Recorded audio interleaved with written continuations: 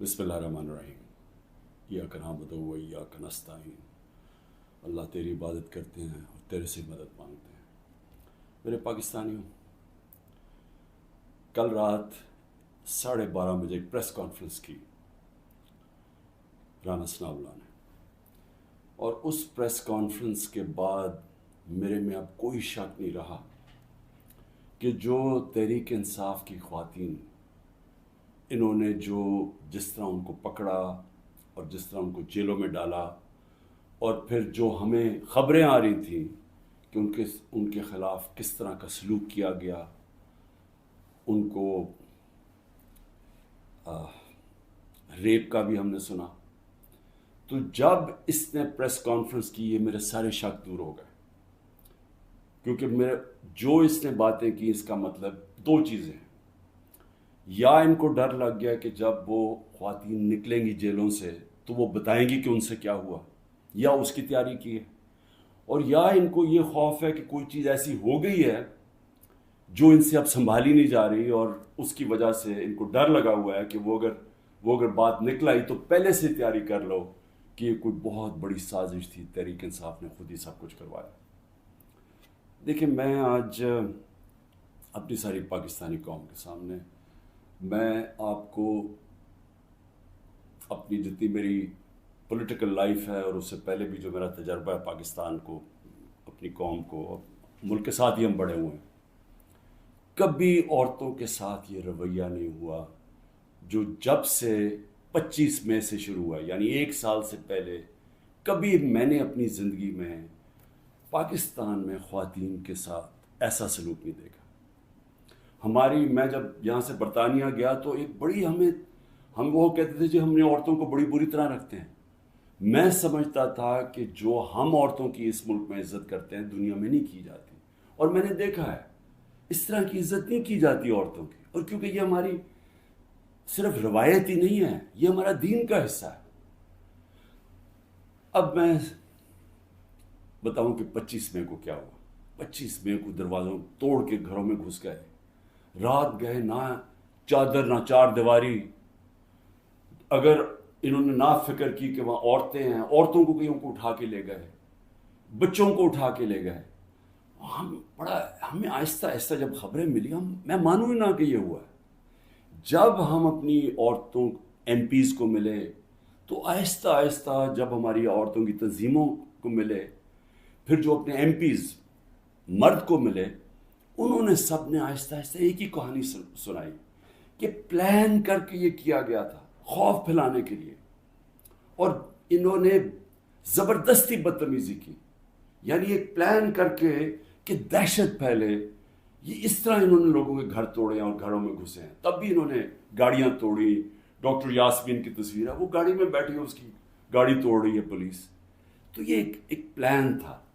लेकिन फिर उस वक्त नहीं मुझे पता था ये प्लान है, लेकिन आहिस्ता आहिस्ता अब मुझे कोई शक नहीं कि ये एक पूरा प्लान है कि औरतों को डीपोलिटिसाइज किया जाए।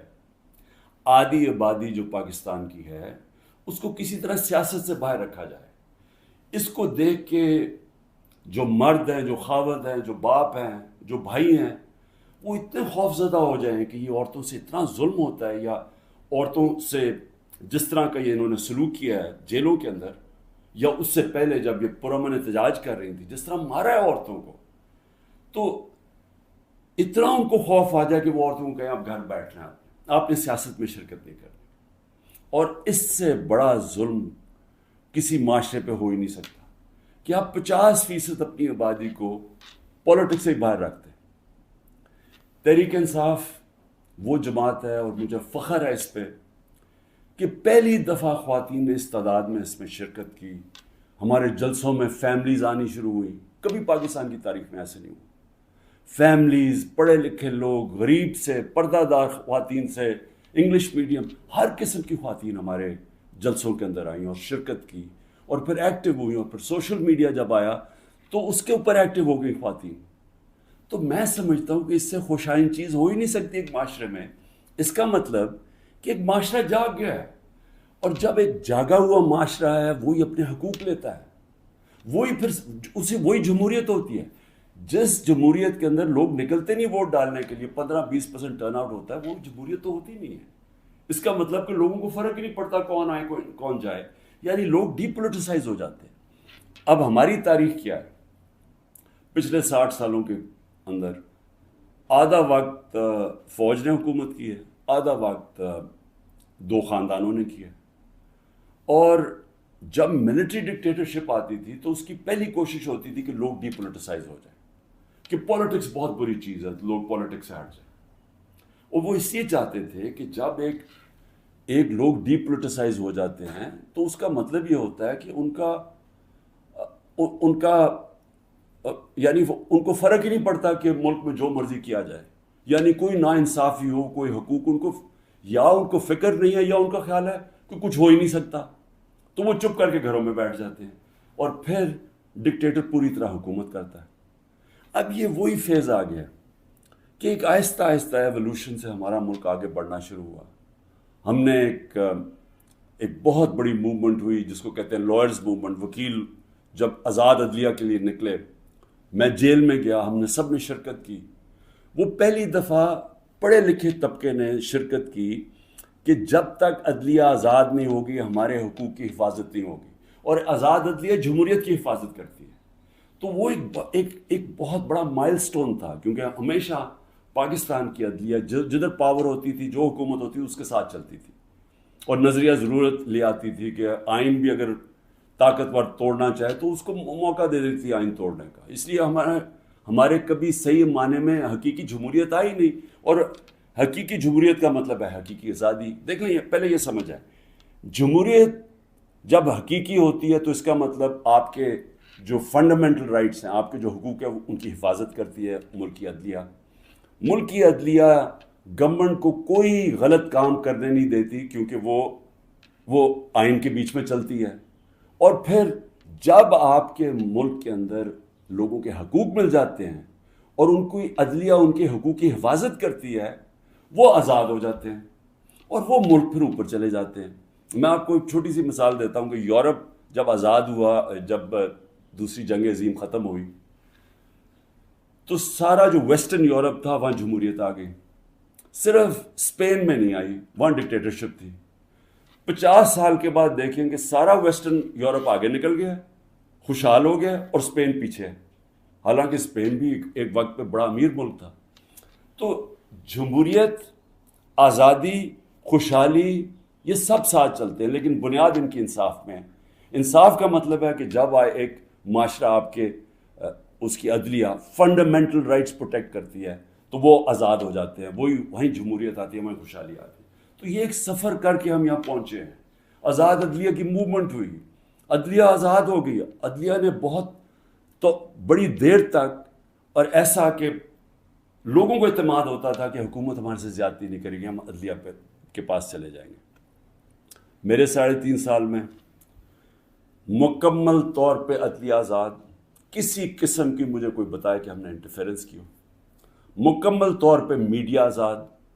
ذرا موازنہ کریں آج جو میڈیا کا حال ہے اور جو ہمارے دور پہ تھا.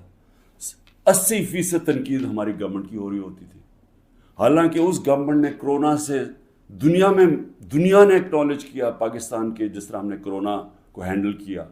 ٹاپ 3 دنیا میں ملک تھے. دنیا نے ہمارے احساس پروگرام کو ایکنالج کیا. دنیا نے جو ہم نے پہلی دفعہ ماحولیات کے اوپر ملک کی تاریخ میں جو ہم نے درخت اگائے، جو بلین ٹری سونامی جس کو کہتے ہیں، دنیا نے مانا اس کو. بورس جانسن نے، جو برطانیہ پرائم منسٹر، جو یو این میں تقریر میں نام لیا میرا اور کہا کہ ہم اس طرف آگے جا رہے ہیں. پہلی دفعہ ڈیمز بنانے شروع کیے 50 سال کے بعد. تو وہ حکومت جو اپنے ملک کی اکانومی کو بھی لا کے کھڑا کر دیا، اور 6.1%، کوئی کہتا ہے 5%، یعنی تاریخ کی وہ چند لمحے تھے جب سب سے زیادہ ملک آگے بڑھ رہا تھا. لیکن اس کو تنقید کتنی ہوئی؟ ذرا اٹھا کے دیکھنا اخبار، آپ صرف ٹی وی پروگرامز دیکھ لیں، ہمیں سارا وقت تنقید ہوئی. ہمارے ہاں 3 لانگ مارچز ہوئی. ایک بتائیں کہ کسی کے اوپر کوئی FIR کاٹی، کسی کو کوئی گھروں میں گھس کے کوئی روکنے کی کوشش کی.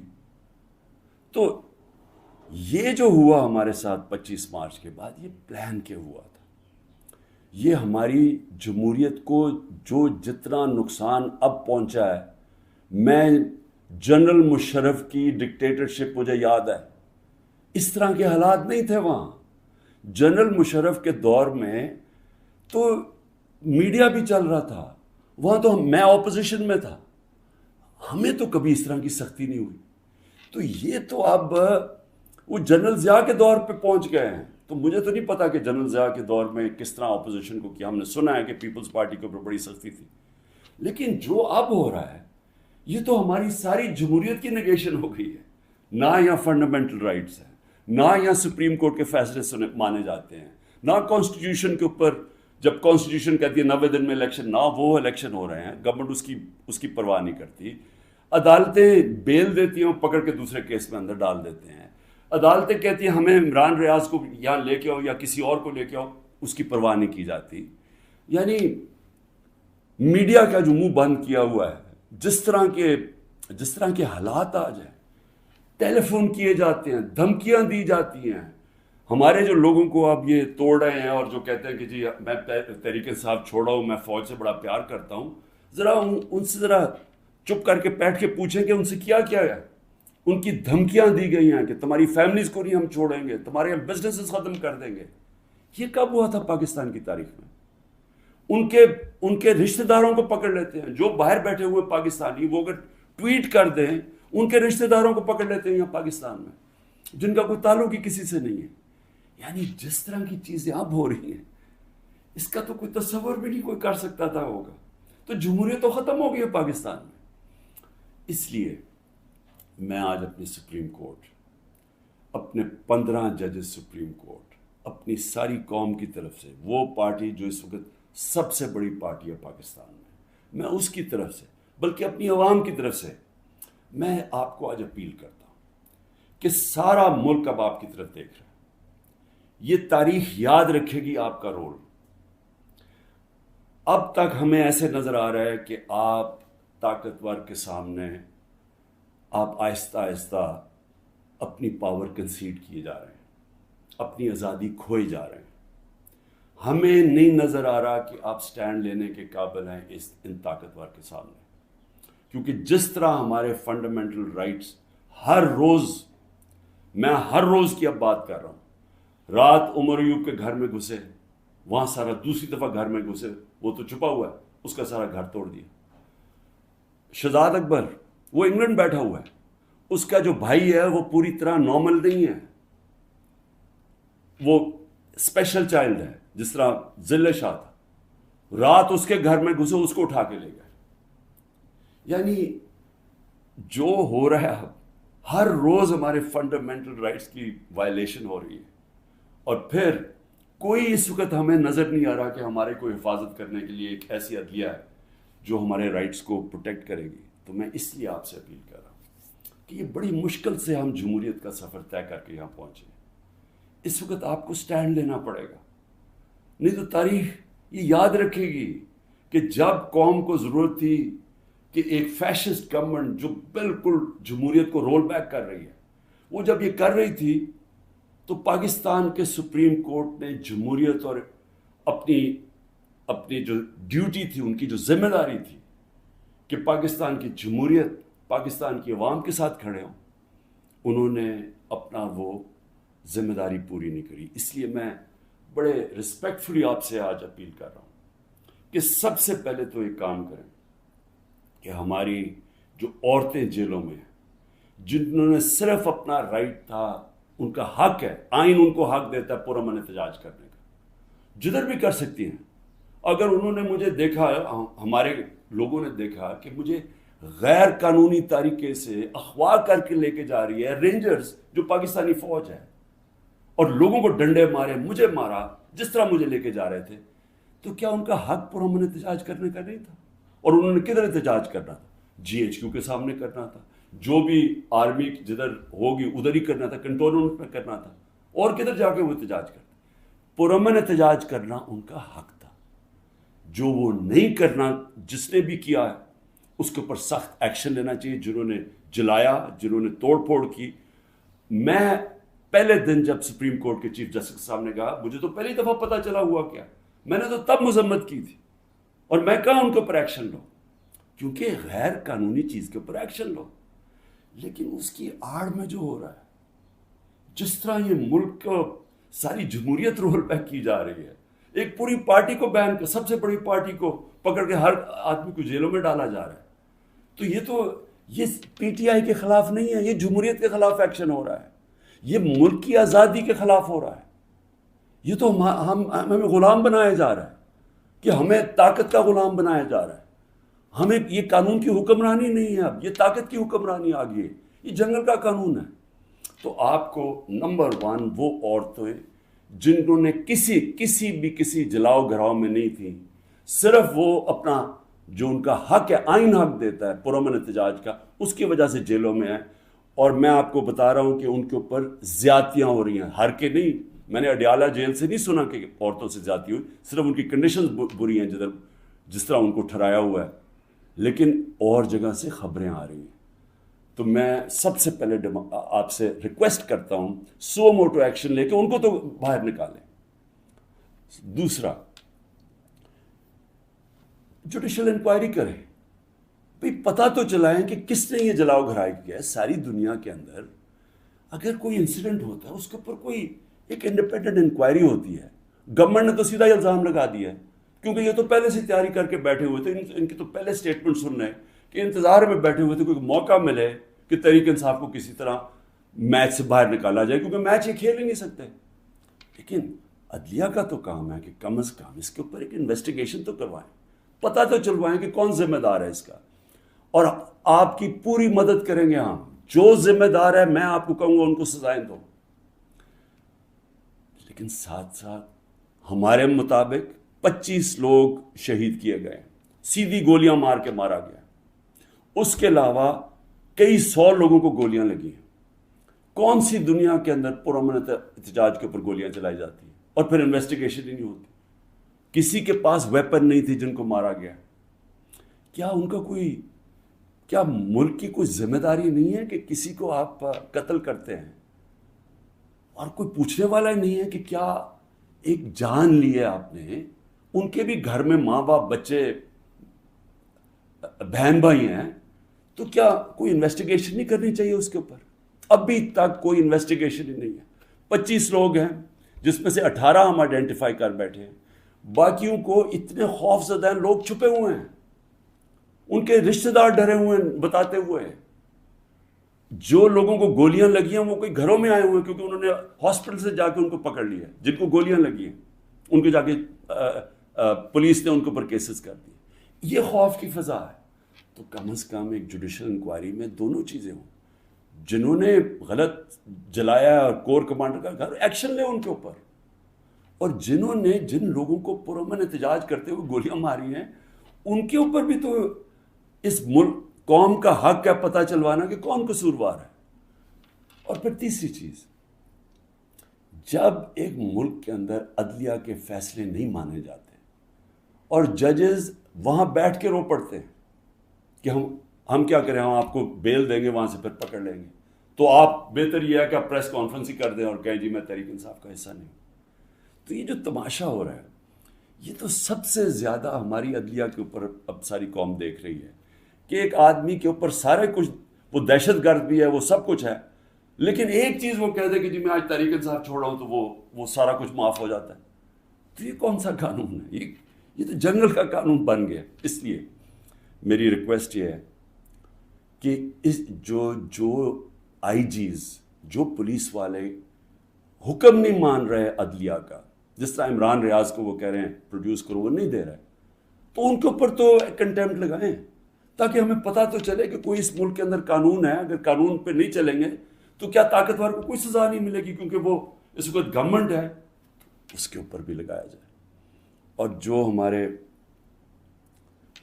23,000 لوگوں کی انہوں نے لسٹ بنائی ہے ہمارے کارکنوں کی، 23,000 کی، جس میں ہمارے خیال کے مطابق 10,000 سے زیادہ جیلوں میں. تو ان کے اوپر یہ پولیٹیکل ورکرز ہیں، کئیوں کے اوپر تشدد ہو رہا ہے. ان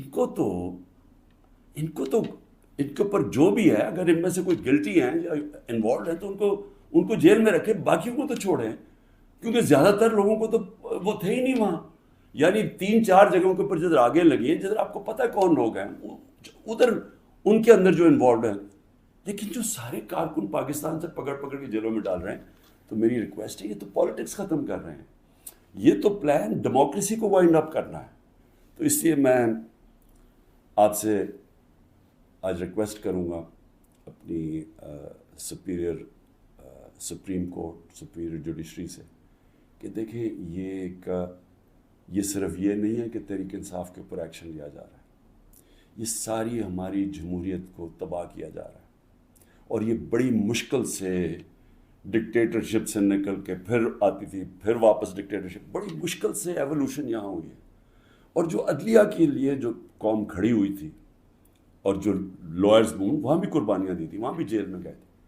تو وہ اب اگر ادھر آ کے واپس ہم نے چلے جانا ہے وہ سیاہ دور کے اندر، یہ جو دور مشرف سے بھی برا دور ہے، تو اس کا مطلب کہ ساری جو قوم کی کوششیں اپنی جمہوریت اور آزادی کی طرف سفر تھا اور رول آف لا کی، وہ تو سارا رول بیک ہو رہا ہے. اس لیے آپ کی طرف ہم سب دیکھ رہے ہیں. آخر میں گورنمنٹ کو ایک پیغام دینا چاہتا ہوں کہ دیکھیں، اپنے آپ کو ٹائم دے دیں. آپ نے 2 ہفتے لینے ہیں، 3 ہفتے لینے ہیں، جتنے لوگ توڑنے ہیں آپ اس ٹائم میں توڑ لیں. اور جس ریٹ پہ جا رہا ہے، کافی لوگ آپ نے توڑ لیے ہیں اور کافی اور بھی ٹوٹ جائیں گے جو کہیں گے کہ جی ہم اپنی فوج کے ساتھ کھڑے ہیں اور ہم آج تحریک انصاف کو چھوڑنا، بڑا ظلم ہوا 9 مئی کو. وہ تو ہم ساری کہہ رہے ہیں کہ 9 مئی کو جو بھی توڑ پھوڑ ہوئی، ہم سب اس کی مذمت کر رہے ہیں، ہم بھی سارے اپنی فوج کے ساتھ کھڑے ہیں، وہ تو ہم سب بھی کہہ رہے ہیں. لیکن تحریک انصاف کو ہم چھوڑ رہے ہیں. تو جتنوں کو بھی چھڑوانا ہے، میری آپ سے ریکویسٹ یہ ہے کہ ٹائم فریم دے دیں، کیونکہ ملک تباہی کی طرف جا رہا ہے، اکانومی نیچے جا رہی ہے. اس وقت پاکستان رہنے کے قابل نہیں ہے عام لوگوں کے لیے، تنخواہ دار طبقے کے لیے. تو اپنے آپ کو ٹائم فریم دے دیں، 2 ہفتے 3 ہفتے، اس کے بعد پھر الیکشن اناؤنس کر دیں. جب آپ سمجھیں کہ آپ نے تحریک انصاف سے اتنے لوگ توڑ دیے ہیں کہ اب وہ الیکشن لڑنے کے قابل نہیں ہے، پھر الیکشن اناؤنس کر دیں. ملک کو تو نکالیں اس دلدل سے، پھر دیکھ لیں کہ پاکستانی عوام کیا فیصلہ کرتی ہے. لیکن فیصلہ کر لیں، ٹائم نہ. اس وقت میں کوئی اپنی پاور کے لیے یہ نہیں کہہ رہا، میں اپنے ملک کی اب بات کر رہا ہوں. صرف عمران خان کو باہر رکھنے کے لیے اس ملک کو تباہ نہ کریں. اس ملک میں صرف جن لوگوں کا جینا مرنا یہاں ہے، وہ اس وقت ان کے لیے مشکل ہو گیا ہے رہنا. جو چھوڑ کے جا سکتے ہیں، 9 لاکھ سے اوپر لوگ چھوڑ کے جا رہے ہیں ملک. اور جن لوگوں کے اس وقت اقتدار میں بیٹھے ہوئے ہیں اور جن کے ساتھ اسٹیبلشمنٹ ہے، ان کو تو فرق ہی نہیں پڑتا کہ ان کے پیسے باہر پڑے ہوئے ہیں، ڈالر میں پیسے ہیں، روپیہ گرتا جائے ان کو تو فرق ہی نہیں پڑنا. لیکن اس قوم کو فرق پڑ رہا ہے. اس لیے جلدی فیصلہ کریں. 4 ہفتے کے بعد جتنے توڑنے ہیں توڑ لیں، پھر الیکشن کروا دیں. شکریہ.